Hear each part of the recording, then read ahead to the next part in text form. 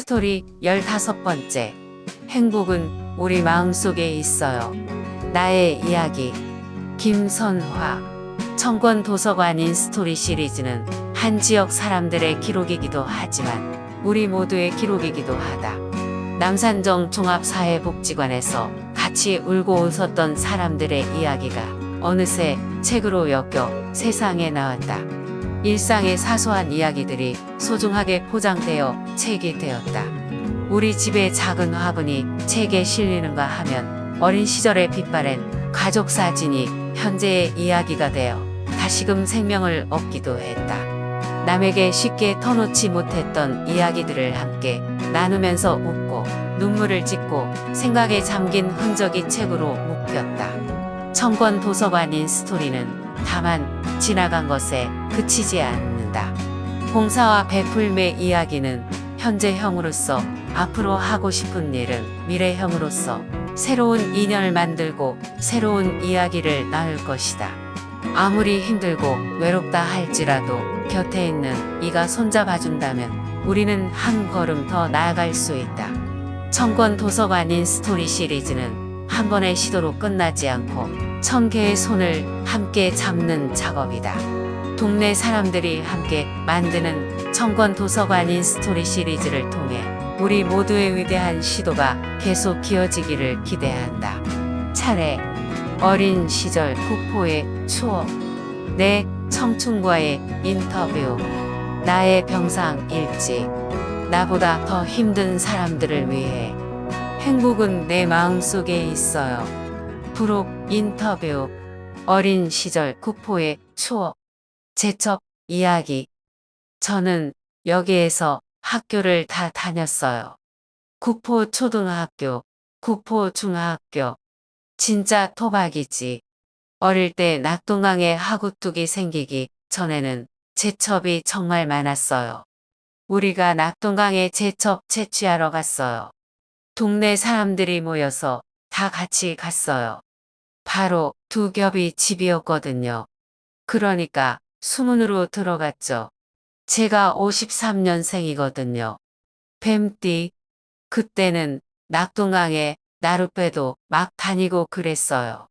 발만 넣으면 그때는 막 제첩이 나왔어요. 그러니까 낙동강에 바닷물이 들어왔다 빠지면 온 동네 사람들이 가서 다라이 이따만한 데다가 한 다라이씩 잡아왔어요. 그걸 삶아가지고 껍질을 걸러내지요. 우리 동네 길바닥이 전부 조개 껍질이었어요. 골목이 전부 다 조개 껍질이었어요. 요즘 같으면 냉동이라도 하지만 그때는 그런 게 없었잖아요. 그래서 잡으면 잡는 대로 그때 다 먹어야 해. 그러니 껍질이 얼마나 많겠어요. 그게 사람들이 밟고 다니니까 이게 아스팔트처럼 돼가지고 흙길이 아니었어요.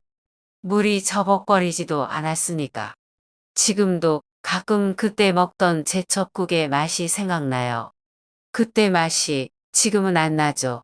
그때는 진하고 맛있었지. 요새는 사 먹으러 가도 그 맛이 안 나죠. 또 민물개도 많이 먹었어요. 갈밭에 가면 밤에 아버지가 횃불을 만들어서 한 통이씩 잡아오곤 했거든요. 그걸 볶아도 먹고 게장도 담아 먹고 그랬어요. 국포국수 이야기. 아버지께서 남성곡산이라는 공장에 공장장이셨어요. 곡물, 밀을 가루로 만들었죠. 밀을 수입해서 밀가루를 만드는 공장이었어요. 그러다가 최초로 국포국수 공장을 하셨어요. 물론 아버지가 만드셨죠. 워낙 어린 시절이라 잘 기억이 나진 않지만 국수가 엄청 잘 팔렸단 건 기억이 나요. 너무 잘 팔려서 돈을 세지를 못했다고 해요. 마대 자루에 막 넣었다는 얘기까지 들었으니까. 우리 오빠가 살아있으면 나보다 11살이 많으니까 81살인데 그 오빠가 유치원 다닐 때니까 정말 오래된 이야기예요. 그때 오빠가 간 유치원이 제일교회라고 아직도 있어요. 그 교회 거기에 유치원을 다녔어요. 그런데 몇 번인가는 자루에 돈을 세지도 않고 유치원에 기부금으로 그대로 갖다 줬다고 하더라고요. 그런 얘기를 들었어요. 정말 국수를 많이 만들었고 많이 팔았어요. 너무 많이 하니까 국수를 그냥 삶는 게 아니었어요. 작대기로 저어서 기계로 걸고 올려서 국수를 만들었어요. 또 건조시켜야 하니까 국수를 넣는 대를 만들어서 널고 그랬어요. 확실한 장소가 기억이 안 나는데 공장도 구포 저쪽에 자리했어요. 워낙 어릴 때라 가물가물하네요. 공장 처음 세울 때는 내가 태어나기도 한참 전이었으니까. 제가 자라서도 이곳에서는 국수를 많이 먹었어요. 동네 언니들 따라 개울에 빨래하러 가기도 하고 나무하러 가기도 하고 그때 빨래를 삶아가지고 말려서 오고 그랬거든요. 그 계곡이 지금도 소당골이라고 부르는데 거기서 국수 삶아가지고 개울에서 같이 먹고 아침에 가면 저녁 때 몰려 내려오고 그랬어요. 학창 시절. 초등학교 다닐 때는 우리 학교 선생님에 대한 추억이 커요. 저쪽에 노르웨이 숲인가 아파트가 있어요. 거기 큰 연못이 있었는데 학생이 수영하다 빠져버린 거예요. 그때 우리 선생님이 구하러 가셔가지고 학생을 구하다가 선생님이 돌아가셨거든요. 지금도 그 추모비가 있어요. 구포초등학교 안에 추모비가 아직도 있어요. 이춘길 선생님이에요. 우리 2학년 때 담임이었는데 그때 돌아가실 당시는 우리 담임이 아니었어요. 당시 1964년 7월 10일 이 교사는 육상부를 지도하다 인근 저수지에 학생이 빠졌다는 소식을 듣고 단숨에 달려가 물에 뛰어들었다. 하지만 결국 제자와 함께 숨을 거두고 말았다. 그때 학교가 발칵 뒤집혔어요. 총각 선생님이었는데 참 많이 울었어요. 중학교 때는 크게 남는 기억이 없고 대신 중학교 올라가는 시험 준비하던 게 생각나요. 당신은 중학교도 시험을 쳐서 들어갔거든요. 여기 구포 부근에는 학원 같은 게 없었어요. 그래서 6학년 되면 이제 서면까지 학원을 갔었어요. 주말만 되면 갔죠.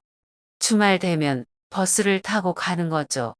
구포에서 서면가는 탈 것은 유일하게 버스죠. 우리가 차를 타고 움직일 수 있는 거예요. 여기서 저기 서면까지 나가가지고 서면 학원에서 시험을 쳐요. 우리가 공부를 배우러 가는 게 아니고 거기서 시험을 치면 그 성적을 또 학교에 보내줘요. 그럼 전교 조회할 때 성적을 막 공개를 하고 그랬던 기억이 나네요. 서면까지 외출할 수 있는 유일한 기회였죠. 일요일에 말이에요. 서면하면 지금 생각나는 건 그때 있던 서면탑하고 로터리 정도 생각나요. 또 그때는 큰 건물이 없었어요. 높아봤자 3층에서 5층 정도였죠. 그래도 여기 구포에 있다가 거기 가면 완전 도시죠. 어린 나이에 정말 바람 한번 쐬는 기회였지요. 지금은 없어진 서면탑 모양이 조금 생각나긴 해요. 진구 표지처럼 돼 있는 거 말이에요. 서면 로터리는 회전 로터리라 차가 뱅글뱅글 돌았어요. 구포에서 서면까지 워낙 멀다 보니까 가던 길에 멀미도 하고 그랬어요. 도로도 제대로 다 닦이지 않을 때니까 덜컹덜컹하기도 했고 거기까지 가는 길만 1시간 넘었던 것 같아요. 그래도 사교육이란 게 없던 시대에 그냥 그게 유일한 우리의 사교육이었어요. 그때 당시에 사실 중학교에 다 가는 게 아니다 보니 학생들 다 하는 게 아니고 집안이나 본인이 원해야 가는 거였죠. 개인으로 몇몇이 어울려서 이렇게 학원을 다녔죠. 집 형편이 어려운 친구들은 또 못 가는 거죠. 우리 집은 그때 당시에 문방구 하면서 구멍가게처럼 그런 문방구를 했어요. 그나마 조금 푼돈은 있었죠. 국포국수 할 때 번 돈은 사업이 내리막길로 내려가 다 까먹었었던 것 같아요. 문방구를 하면서 지금은 볶기 달고나 뭐 그렇게 부르잖아요. 쪽자라고 설탕과자도 해먹고 쥐포도 구워먹고 하는 조그만 화덕이 있었어요. 그런데 그 화덕 덕분에 여러 사람들이 오곤 했죠. 국포강 그쪽에 넝마주의 촌이 있었어요. 그 사람들은 이제 이렇게 뱀 같은 거 이런 거 잡아와 가지고 동네에서 유일하게 우리 화덕에 연탄불이 있으니까 와서 불 좀 쓰자고 부탁하고 해요. 그때 잡아온 뱀을 구워 먹고 그래서 그때 불 빌리는 조건으로 개구리를 잡아다 줬어요. 그 사람들이 싹 껍질까지 딱 벗겨가지고 두 다리 이것만 장만해서 갖다 주는 거죠. 그거 우리 어릴 때 많이 먹었어요. 그때 구워 먹기도 하고 소금만 쳐서 먹어도 얼마나 맛있는지. 먹을 게 한참 없던 시절이니까 더 그랬는지 몰라요. 근데 그 먹었던 기억이 나가지고 산에 가서 잡았는데 개구리를 잡아 먹으려고 잡았는데 이걸 도대체 처치를 할 수 있어야지. 그래서 결국 껍질도 못 벗기고 그랬어요. 개구리 똥구멍에 대고 바람을 후 불면 배가 불룩 나와요. 그래 가지고 어떻게 벗기는데 그걸 못하겠더라고요. 어쨌든 불 빌려주는 조건으로 개구리를 따로 잡아서는 껍질을 싹 벗겨주거든. 그때 개구리 많이 먹었어요. 그건 말고도 여러 재밌는 게 많았죠. 화덕에 애들이 쪽자도 많이 하고 또 우리는 학교 올라가는 길에 포플러 나무가 양쪽으로 서서 있고 약간 언덕이었어요. 그럼 그쪽으로 가는 입구에 공공거리라고 그 길을 딱 넘으면 오징어 다리 파는 거, 쪽자 하는 거, 번데기, 오징어 잎 이런 걸 따로 해서 팔고 그랬어요. 그때는 그런 먹거리들밖에 없었잖아요. 그때는 그걸 질겅질겅 씹어 먹으며 학교에 가고 학교 갔다 올 때 쪽자를 해서 드라마 오징어 게임에서 처럼 달고나 뽑기도 하고 학창 시절은 대략 그랬어요. 중학교 때는 딱히 기억나는 게 별로 없고 고등학교 때는 집이 폭삭 망하는 바람에 힘들었던 기억밖에 없어요. 아버지가 빚보증을 잘못 써는 바람에 폭삭 망하고 말았죠. 그 바람에 학교를 중단하고 그래서 그 이후에 직장 생활을 시작했었죠. 그렇게 자연스레 어린 시절 살던 구포를 떠나게 됐었어요. 네, 청춘과의 인터뷰. 이제 아가씨 시절 이야기로 넘어가겠네요. 직장은 처음에 어떻게 가게 된 거죠? 직장을 다녀야 되니까. 이제 집이 폭삭 망해버렸으니까. 이제 학교는 못 가고 그때서부터 이제 직장 생활 한 거죠. 옛날에 이태리 타올이라는 때밀이 타올 공장이 구포에 있었어요.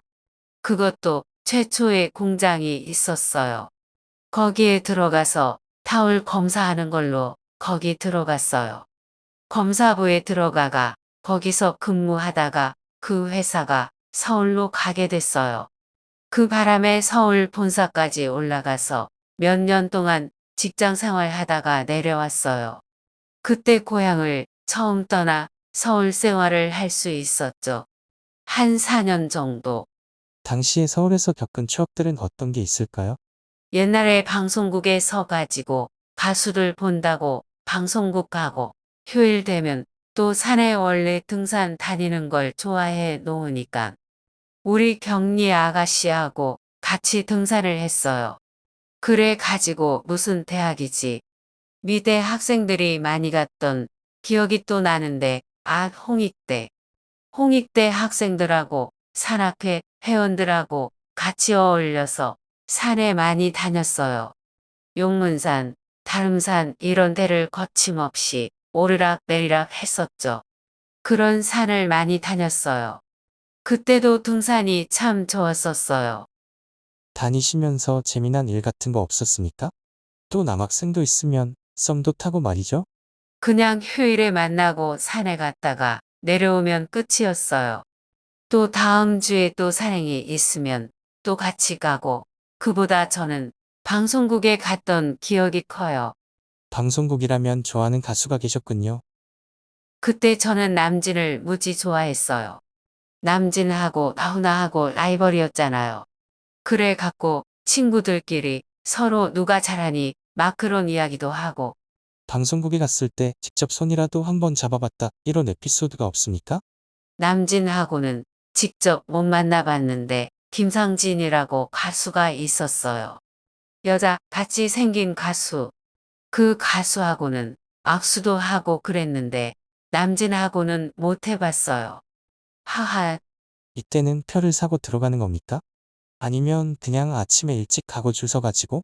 줄 서 가지고 갔어요. 옛날에는 그럼 아침 일찍 가야 될 거 아닙니까? 몇 시부터? 우리 회장님 집이 서대문에 있어가지고 방송국 가는 날은 회장님 사모님이 항상 배려를 많이 해주셨어요. 타지에서 고생한다고 많이 예뻐해 주셨어요. 그래서 바람도 쐴 겸 방송국도 갈 수 있게끔 해줬어요. 객지에 나와 가지고 고생하니. 그런데 방청권 받으려면 미리 줄을 서서 받아 들어가니까 테레비에서 보는 거 하고 틀려요. 박수 치라 하면 박수 쳐야 되고, 처음에는 참 신기해 하면서 재미가 있었는데 갈수록 억지로 시키니까 도리어 재미가 없더라고요. 박수 치라면 박수 치고 함성 질러라 하면 함성 지르고, 요새 아들매로 하는 게 아니니까. 그때 주로 어떤 방송국에 갔을까요? 서대문에 그때 있었던 게 아마 정동에 MBC가 있던 시절일 거예요. 하여튼 하도 오래되니까. 한 70년대 초반 74, 75년쯤 되겠네요. 아니지.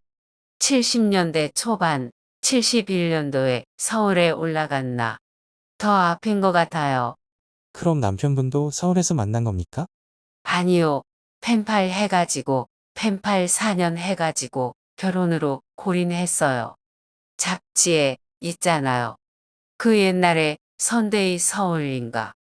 거기에 나온 걸로 했는데 다른 사람한테 하다가 그 사람이 인기가 많았나 봐요. 하도 많이 오니까 그 사람이 내 걸 이렇게 남편한테 넘겨줬나 봐요. 편지를 나눠주며 그렇게 됐겠지요. 그게 4년 동안 이어졌어요. 그때 당시 남편은 해군이었어요.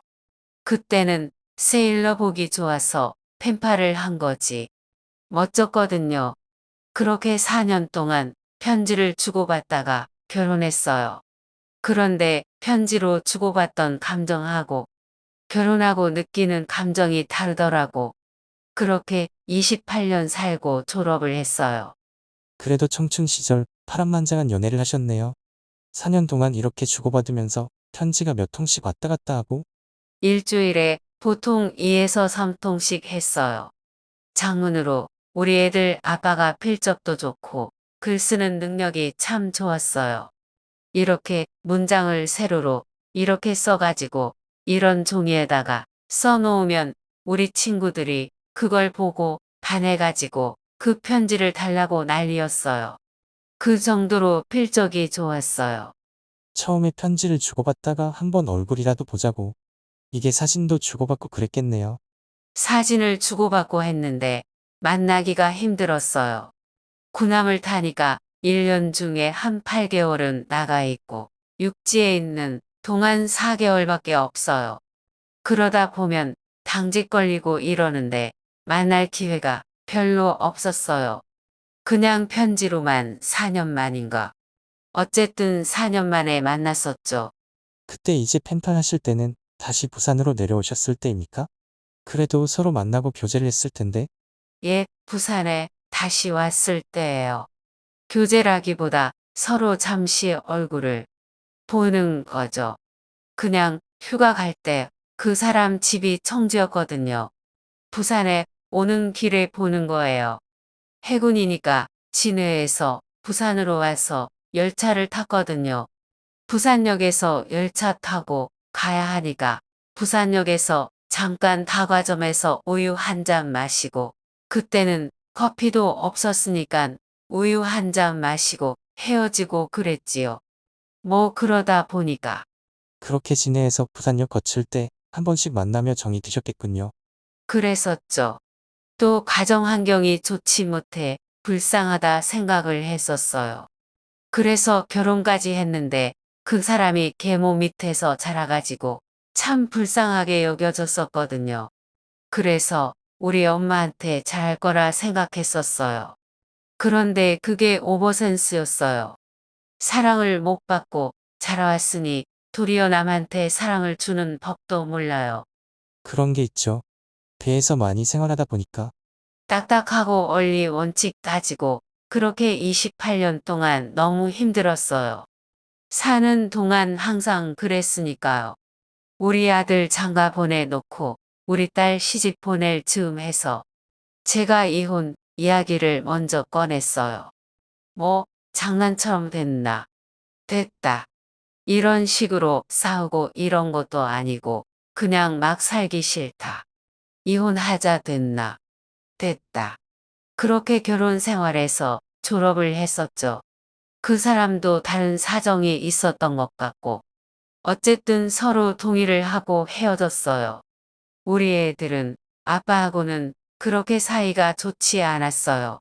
그래서 지금은 아빠랑 왕래를 안 해요.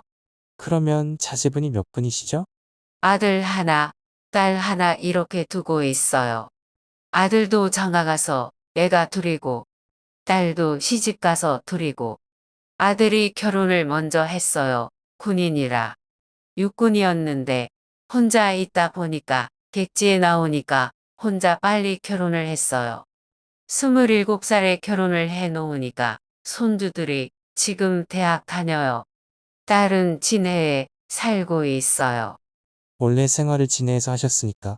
딸이 거기서 학원을 했어요. 대학 졸업하고 학원을 인수해 가지고 하다 보니까 거기서 계속 지금 눌러 있는 거예요. 어쨌든 아들 보내고 딸도 보내고 그 다음에 결혼도 졸업하시고 이렇게. 아니요. 딸이 결혼하기 전에 했어요. 딸 때문에 이혼을 못하고 그랬었죠.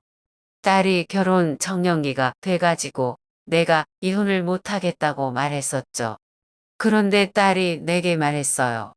엄마 인생이니까 엄마가 하고 싶으면 하라고. 나 때문에 엄마 인생을 버리지 말라고. 그래서 그러면 니는 엄마가 어쨌으면 좋겠노? 하니깐 엄마가 이혼을 했으면 좋겠다. 라고 말해줬어요. 그래서 그냥 바로 결심했어요. 지금 후회는 없으신가요? 후회는 절대 안 해요. 그 이후에 우리 딸이 결혼하고 나서 내가 9년 동안 애를 키워주고 나왔어요. 결정은 잘 했다고 생각하지만 딸에게는 너무 미안해 가지고 결혼 정년기에 결손 가족이라는 굴레를 준 것 같아서 그래서 결혼하고 아기를 가진 후에 손주를 제가 키웠죠. 젊었을 때 한 푼이라도 더 벌어서 모으라고 얘기했죠. 내가 조금이라도 도우면 되니까. 그래서 내가 9년 동안 애들을 키워주고 나왔어요. 지금은 잘 살아요. 그렇죠. 잘 살면 됩니다. 지금 또 행복하시지 않습니까? 난 아들, 딸 다 내 편이 돼 있고 모두 잘 사니까 좋죠 뭐. 그러면 여기 아파트 이쪽으로 오신 건 언제인가요? 이 아파트 오게 된 건 제가 아마 알았어요. 그래서 혼자다 보니까 혼자 그렇게 있으니까 아파트 수급자 신청. 암 환자니까 그게 되더라고요. 그때 당시에는 내가 암 환자니까 수급자 자격이 돼가지고 아파트 신청을 해서 이쪽으로 들어온 거예요. 그 얘기를 거꾸로 돌려서 9년 동안 애를 키워주시고 하다가 그때 암을 앓게 되신 겁니까? 그 중간에 2009년도에 완치 판정을 받았으니까 나보다 더 힘든 사람들을 위해 나의 병상 일지, 이하선암. 원래 저에게 약간의 증세가 있었어요. 턱 뒤쪽으로 침샘이 있는데 여기가 다 해져서 침이 안 나요. 일에 다 거기에 해가지고 침이 안 나요. 지금도 이쪽으로는 안 하는 상태죠. 그게 세월이 한 20년이 됐어요. 그렇게 된 게 내가 몰라서 그렇죠. 물을 먹으면 속에 물이 들어가면 찌릿찌릿 아팠어요. 그러니까 그런 걸 보통 일로 생각했어요. 또 밥을 먹을 때 첫 숟가락 뜨면은 또 여기가 찌릿찌릿 아프더라고요. 계속 먹으면 괜찮은데 딱 처음에 첫 술 뜰 때마다 아파서 못 견디겠는 거예요. 그래서 병원에 갔는데 염증이라 하더라고요. 로터리 병원에 다녔는데 염증이라고 그래요. 그래서 딸 집에 있으면서 이비인 후과를 갔는데 그때 그 의사는 큰 병원에 가봐라고 해요. 그래서 삼성의료원에 갔는데 거기에서도 염증이라 하더라고요. 염증이라면서 주사관으로 여기 몽우리가 이따만한 게 있었어요. 그걸 빼내가지고 이제 3주 동안 염증 치료를 하고 그래야 된대요. 어차피 이건 수술을 해야 한다고 하더라고요. 그걸 드러내야 되는데 염증 치료를 3주 하고 수술을 하자고. 그래서 이제 그때는 저도 암인 줄 몰랐으니까 말을 들었죠. 일주일 뒤에 약 타러 오라 해가지고 약을 타러 갔는데 의사가 수술을 하자고 하더라고요. 그때 의사가 우리 딸을 불러서 뭔 소리를 했는지는 모르겠고 어쨌든 우리 딸이 날 불러내더라고요. 엄마, 무조건 서울 간다 해라. 서울 가서 수술은 왜 여기서 하면 안 되나? 엄마 안 된다. 무조건 서울 가자. 딸이 너무 단호하게 말해요. 그래서 의사한테 서울로 가겠다고 했죠. 그러니까 여기도 잘 할 수 있는데 왜 서울을 가려고 하느냐며 물어요. 그래서 우리 아들이 서울에 있으니까 간다고 그랬죠. 딸이 직장을 다니니까 병 간호할 사람도 없다고 했어요. 그래서 서울에 아들 집 쪽으로 가면 되겠다고 해요. 선생님이 소견서를 써주는데 경희대 병원으로 가라고 해요. 경희대에 계신 교수님을 자기 은사님이라 하면서 소견서를 써주시고 전화를 해요. 서울 가서 바로 수술하고 진짜 한 번 덕을 많이 봤어요. 마산 삼성의료원 가기 전에 무슨 병원 갔으면 좋겠냐고 하는데 나는 아무 생각도 없이 그냥 원자력 병원에 간다고 했어요. 잘 모르지만 들었던 소리는 있고. 그런데 거기 가지 말고 마산 삼성의료원에서 하라고 해서 거기로 갔고 삼성의료원 선생님이 서울에서 해야 된다고 하니까 경희대 의사 교수님을 소개해 주셨던 거죠. 어쨌든 서울 가서 바로 입원해서는 이틀인가 있다가 바로 수술 들어갔어요. 대수술. 그런데 경희대병원에서 3시간 수술한다 했는데 총 8시간이 걸렸어요. 환부를 째고 열어보니까 아니었던 거죠. 2시간쯤 있다가 의사가 우리 애들을 다 불렀다고 해요. 나는 이제 마취 상태니까 모르죠. 와서 보라면서 그러는데 우리 딸은 그 자리에서 주저앉아 버리고 우리 아들이 그때 본 걸 얘기해 줬어요. 그래, 이 암덩어리가 딱 손가락 한마디만한데 우리 아들 말이 호두 빛깔 같더래요. 근데 그게 버티고 있으니 신경이 크지를 못하는 거죠. 신경이 눌려가지고 안 그러면 벌써 죽었을 수도.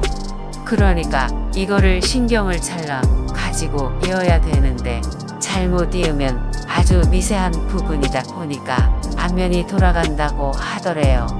안면이 돌아가는데 그래도 수술을 할 거냐고 의사들이 최종적으로 최악의 상황을 묻는 부분이죠. 그러니까 우리 아들이 어떻게 할 수가 없어요. 그때 우리 친구한테 전화를 했대요. 아줌마, 엄마가 이런 지경인데 어떻게 했으면 좋겠어요? 하며 울면서 전화가 왔더래요. 그래서 친구가 그랬대요. 그러면 열어놓고 어떻게 할 거냐고. 일단은 수술을 해라. 그런 일들이 지나가고 다시 수술하는 게 8시간이 걸렸대요. 그런데 수술이 잘 끝나고 내가 깨어났죠. 처음에는 침이 이렇게 질질질 흐르고 난 진짜 이게 돌아가는 줄 알았어요. 그러니까 방사선 치료를 받아야 한다고 당부하더라고요. 이렇게 한 1년 지나고 나니까 침이 안 나오더라고요. 또 그때 의사 선생님께 계속 이러냐고 그러니까 평생 그럴 수도 있고 가다가 중단될 수도 있고 경과를 봐야 한다고 하시더라고요. 근데 지금은 그렇지 않거든요. 정말 그 선생님은 제가 생각할 때 우리 한국에서는 최고 선생님이죠. 회복과 봉사. 어쨌든 수술이 끝나고도 2개월을 더 입원해 있었어요. 방사선 치료를 계속 받았죠. 33번 하루에 한 번인데 월요일부터 금요일까지 일주일에 5번씩 받았어요. 그런데 방사선 치료를 받다 보니 이 반이 그냥 쉽게 표현하자면 이 반이 걸레예요. 양쪽으로 방사선을 쐬니까 이 방어구를 쓰고 하는데도 방사선이 머리 쪽으로 가지 말라고 방어구를 쓰고 입 쪽으로 하는데 그게 5분도 안 걸려요. 이 방사선 쐬는 치료를 하려고 매일 몇 시간씩 기다렸어요. 그런데 이 방사선 치료를 받으면 세포가 다 죽어버리니까 이 반이 이제 완전 걸레가 돼가고 먹지를 못해요. 그러니까 미음 같은 걸 가지고 빨대에 꽂아서 입안에 안 닿게끔 그냥 먹는 거예요. 그걸로 그냥 살기 위해서 먹는 거예요. 넘기는 거지. 근데 다른 사람들은 이렇게 방사선 치료를 가면 구급차 한 차에 여럿이 왔다 갔다 그러면 완전 녹초가 돼가지고 일어나지를 못해요. 그런데 나는 이상하게 쌩쌩해요. 그러니까 수간호사가 나보고 특이 체질이라 그래요. 담당 교수님도 그래요. 특이 체질이라고. 빨리 낫고 상처도 잘 아물고 수술한 것도 잘 아물고 그렇다고. 수술하고 금방 일어나서 다니는데 방사선 치료하고 와서도 우리 병실에 있는 사람들 머리를 다 감겨주고. 원래 내가 옛날부터 봉사를 많이 했어요. 성당에 다니면서 봉사하러 다니고 그랬죠. 그게 몸에 배었나 봐요. 병원에 있으면서도 나는 여기만 아프지 다른 데는 육신이 멀쩡하니까. 나보고 간병인이라고 그랬어요. 간호사 선생님이. 하하. 그렇게 봉사하면서 나는 병원 생활하면서 그렇게 힘든 줄 모르고 했어요. 내가 즐기면서 하는 거죠. 긍정적으로 즐기는 겁니다. 난 암덩이 그걸 떼내고 난 뒤에야 그게 암이라는 걸 알았어요. 그러니까 뭐 나는 마음에 상처받고 이런 것도 없었어요. 그냥 침샘에서 암덩이를 빼냈으니까 나는 살 수 있다는 그런 생각만 하고 그랬어요. 내가 암 환자라는 걸 뭐 못 느껴봤어요. 그냥 염증 그거 떼어낸다고 생각한 거죠. 그런데 우리 딸은 알고 있었던 것 같아요. 나한테 말만 안 해줬지만. 그래서 서울 가자고 그랬겠죠. 어쨌든 잘 된 거였어요. 그러면서 나는 느꼈죠. 내가 새 생명을 얻은 것과 마찬가지잖아요.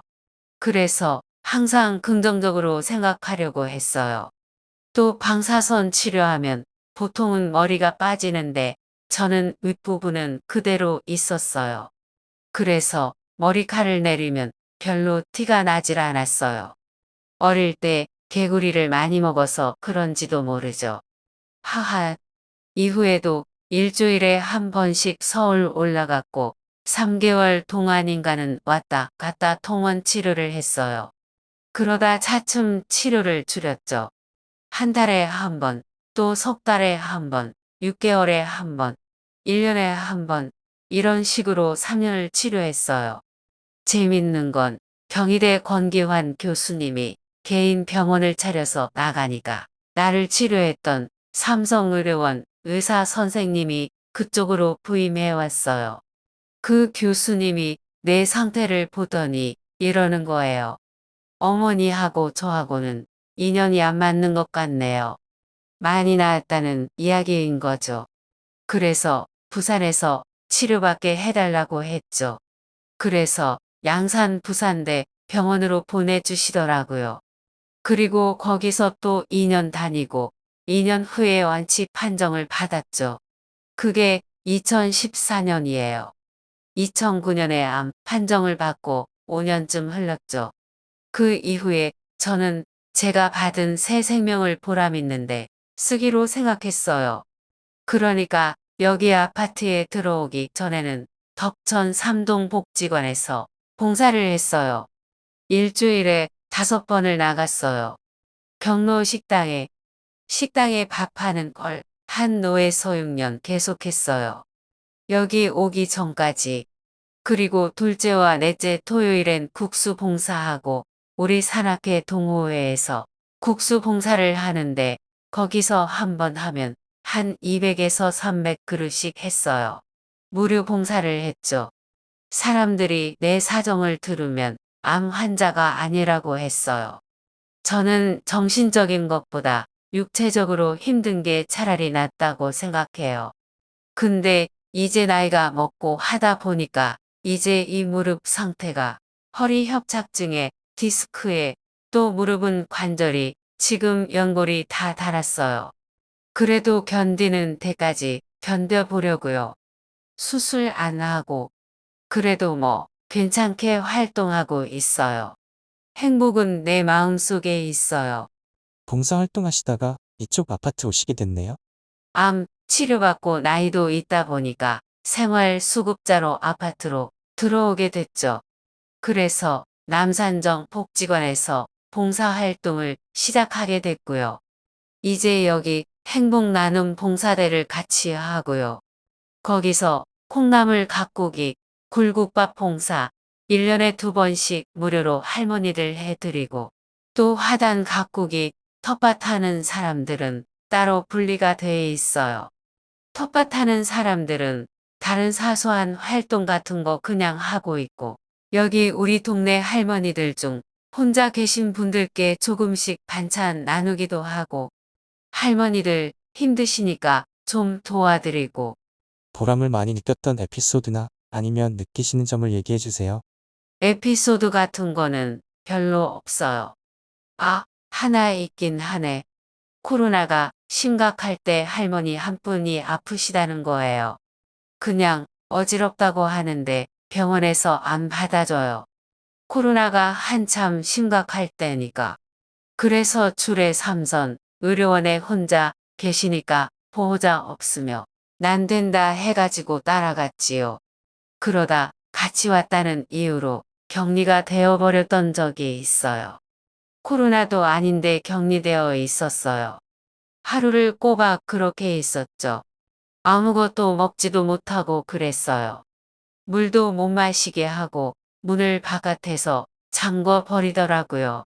그 편찮으신 할머니 입원 병실하고 또 별도로 나중에 그 할머니가 코로나 환자가 아니라 할 때까지 잡아놓더라고요.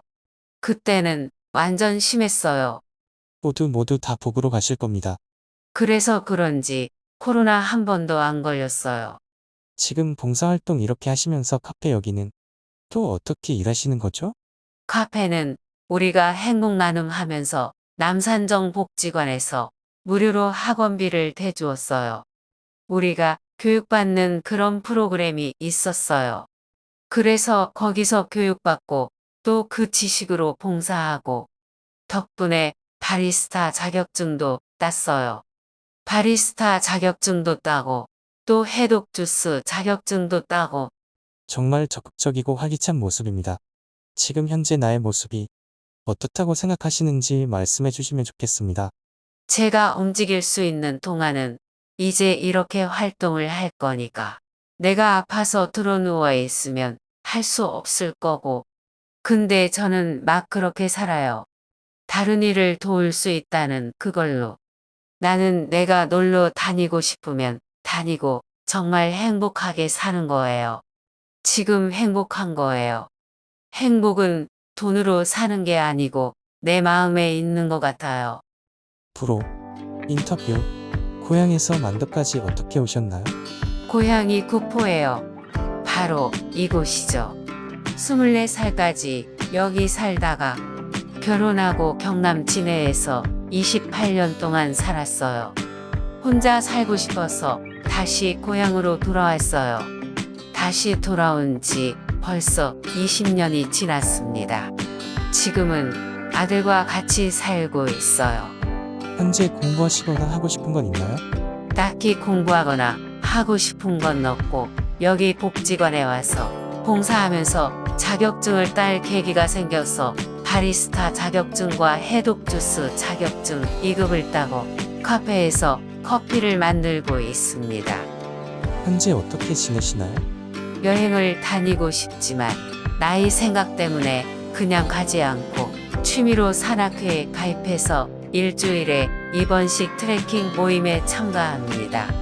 현재 힘든 점은 있으신가요? 백신을 맞고 나서 미각이 좀 이상해졌는데 짠맛을 못 느끼게 됐고 그로 인해 요리하는 데에 좀 차질이 생겼어요.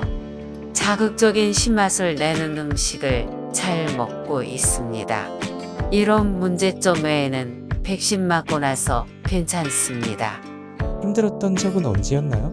예전에 암에 걸렸던 적이 있는데 입원도 2달 동안 하는 등 힘들었지만 긍정적인 마인드로 극복하고 완치했습니다. 현재 앓은 지는 13년이 되었고 완치 판정은 8년이 되었습니다. 좋아하시는 것은 무엇입니까? 영화를 매우 좋아하고 그 중에서 외국 영화를 좋아합니다.